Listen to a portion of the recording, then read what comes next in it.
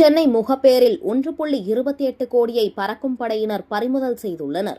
சென்னை முகப்பேறு அருகே வீடு ஒன்றில் பதுக்கி வைக்கப்பட்டிருந்த 1,28,00,000 பணத்தை தேர்தல் பறக்கும் படை அதிகாரிகள் திடீர் சோதனையில் பறிமுதல் செய்துள்ளனர். அம்பத்தூர் தொகுதிக்குட்பட்ட பகுதியில் ரகசிய தகவல் கிடைத்ததை அடுத்து அதிகாலை துப்பாக்கி ஏந்திய போலீசாருடன் சென்ற அதிகாரிகள் மஞ்சுநாதன் என்பவரின் வீட்டை சுற்றி வளைத்து சோதனை நடத்தினர்.